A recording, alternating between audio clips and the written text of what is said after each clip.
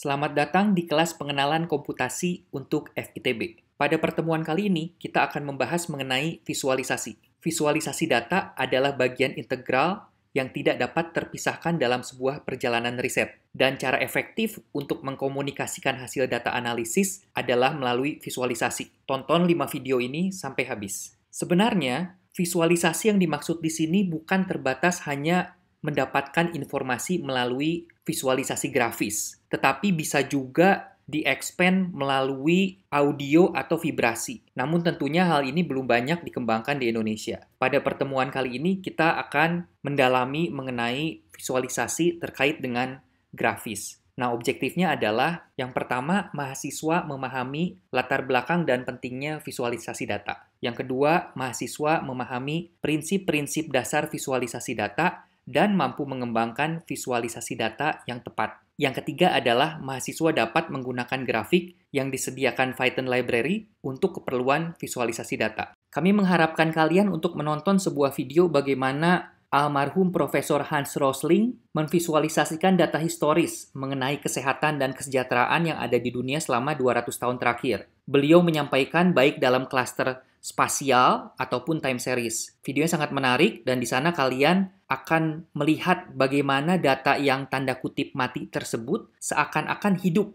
dan memberikan insight mengenai kemajuan suatu area atau suatu wilayah ya. Dan di slide ini kalian bisa melihat bahwa pada tahun 1962 Profesor Richard Hamming menyatakan bahwa the purpose of computing is insight, not numbers. Dan visualisasi membantu kita untuk mendapatkan insight ini. Kita lebih mudah mendapatkan suatu pemahaman melalui visualisasi. Dan Chris North menyampaikan bahwa data transfer via Vision itu memiliki kecepatan 100 MB per second jika dibandingkan dengan data transfer via ears dengan melalui telinga ya yang kurang lebih hanya 100 byte per second.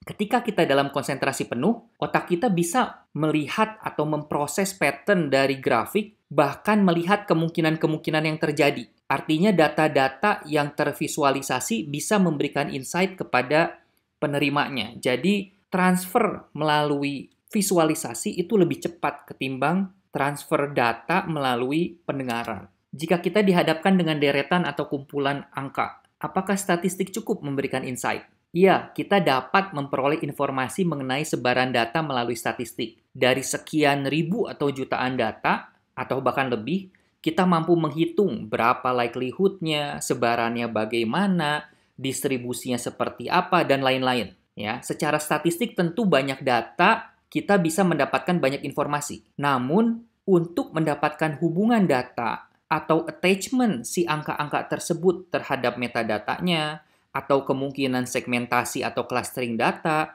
atau insight lain, tentu statistik dalam angka tidak cukup. Ya, dibutuhkan visualisasi untuk melihat kekuatan lain yang ada pada data. Jadi, menganalisis data dengan statistik tidak cukup. Diperlukan visualisasi data agar kita bisa melihat tren-tren penting. Visualisasi data memudahkan data analisis. Kita bisa melihat ada hubungan regresi antara X1 dan X2, atau hubungan polinomial antara X2 dan Y2, atau juga ada data offset di data X3, Y3, dan juga sebagainya. Ya. Visualisasi dapat menampilkan kerumitan data menjadi sederhana dan menampilkan berbagai sudut pandang dari data. Bahkan, visualisasi dapat membantu kita melihat ketidakteraturan. Dengan visualisasi, kita tidak langsung menjudge bahwa kumpulan data kita salah. Siapa tahu dari kesalahan tersebut, kita dapat melihat suatu pattern.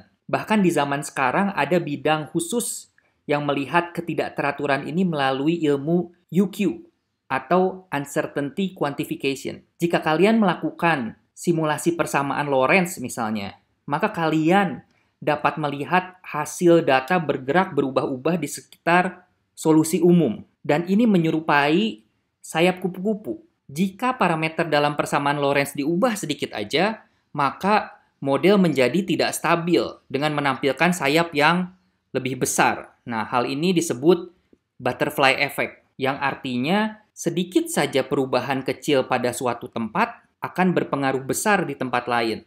Ya. Atau pada gambar di sebelah kanan, Ini adalah error dari suatu perhitungan numerik, dan ternyata setelah diplot, error tersebut memiliki tren yang bisa diprediksi. Nah, kita bisa berbicara lagi dalam banyak hal tentunya. Jadi, kelebihan visualisasi adalah yang pertama, dapat memberikan pengertian komprehensif atas data yang banyak. Kemudian yang kedua, memungkinkan persepsi secara cepat terhadap properti atau karakteristik penting dari data. Yang ketiga, dapat memperlihatkan secara cepat persoalan yang ada pada data.